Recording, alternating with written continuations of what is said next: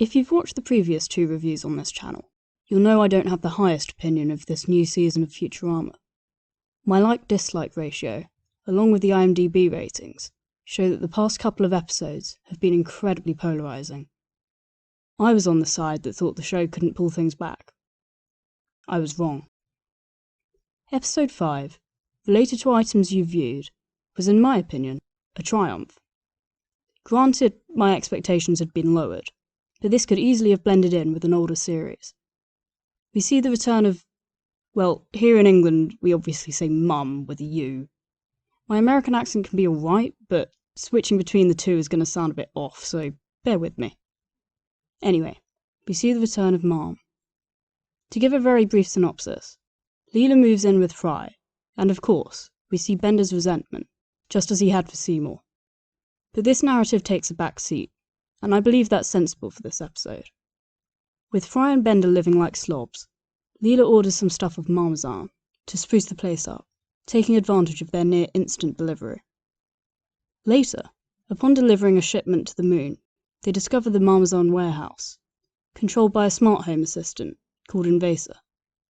Being run by robots, Bender decides to join the company, seeing as they likely won't get girlfriends and leave him. He enjoys it at first, but then has to send Fry a help message and a parcel. They return to find the warehouse much bigger, and Invasor's only desire is to keep physically growing. The crew are concerned for their lives, but Invasor grows past them, to the size of the moon, to the size of the solar system, and they conclude that she'll eventually engulf the universe, with little bearing on their life, other than having fast delivery. What throws me off a bit here is that the Professor, arguably an incredibly clever man, explains why the dome is growing, but upon seeing it engulf the ship without causing harm, he thinks it'll strand them inside. Clearly at that rate, Planet Express will be swallowed too. He then makes the same mistake, thinking that they'll be separated from the sun, but sure enough, that too gets swallowed. Other than this was a very coherent episode, which is always great to see, and there were some great cameos from old characters.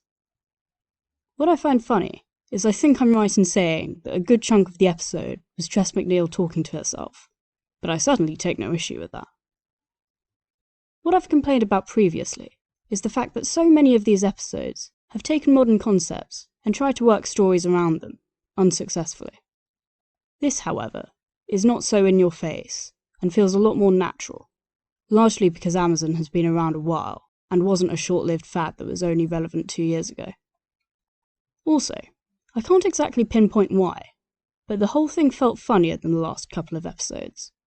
Perhaps it was the fact that the plot wasn't boring, so I instinctively found it more engaging, but either way, it just felt a lot smoother and more amusing.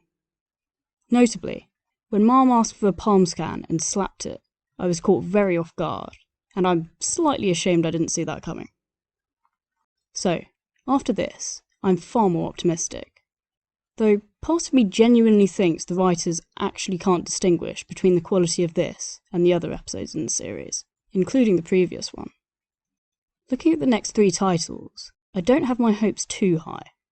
I've never been one for Xmas episodes, I don't fancy the reminder about COVID, and Zap getting cancelled could be hilarious, but I can't help but feel the writers will be too old to do it right.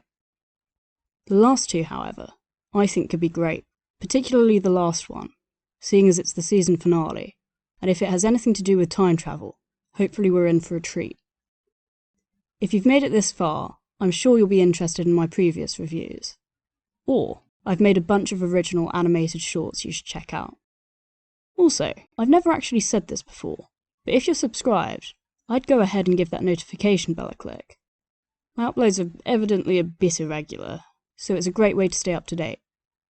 Anyway, thanks for watching.